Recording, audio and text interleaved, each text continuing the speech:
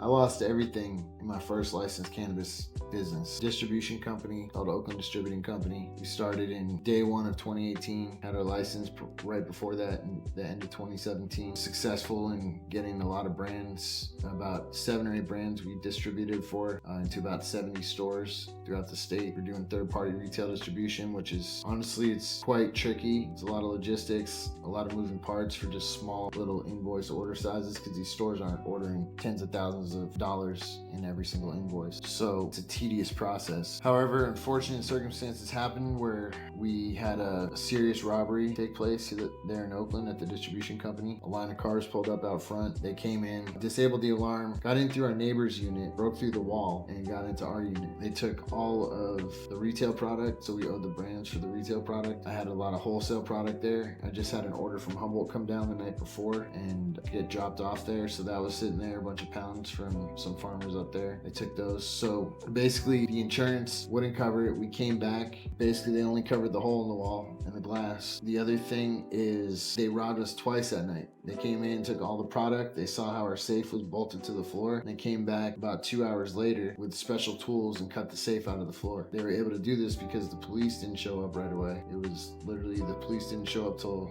daylight. The robbery happened at I think it started at 3 a.m. Police didn't show up till the next morning, 7:30, 8 a.m. And they showed up, a bunch of cops, guns drawn, everything, but everyone was long gone by then. So it's just a quick story, you guys, to understand that there's gonna be losses in this industry. It's not a risk-free industry, but these losses shape you who they are. It turns out a couple of business partners in that next morning they called me. They said they just wanted to bankrupt the company, just walk away from the debts. I told them we had to pay some of these debts back, at least, especially the ones that came through my network, such as the bulk flower I had coming down from Humboldt the night before. A few other accounts, I had a bunch of trim there from a farm in Mendocino. So what ended up happening, my business partners that didn't want to deal with it, they liquidated the company, they shut it down, and signed over the whole loss to me, so that way I could at least write it off of my taxes. So I'm still to this day writing off that loss, because you can't write it all off in 1 year. You have to depreciate it over time. At least I was able to get that tax write-off for the loss, but I absorbed that loss. I paid back those farmers, paid back for the flour, I paid back for the trim, and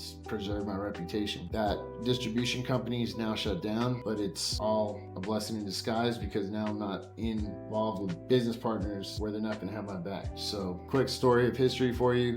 If you knew me back then in 2018, probably encountered me when I was wearing my Oakland distribution shirt or hat. That was my first distro company. I did that job with heart, and it wasn't a job, it was my business. And I really enjoyed that I was able to participate in the licensed industry from such an early time. Thanks for watching. Thanks for supporting the channel, and check out my other stuff.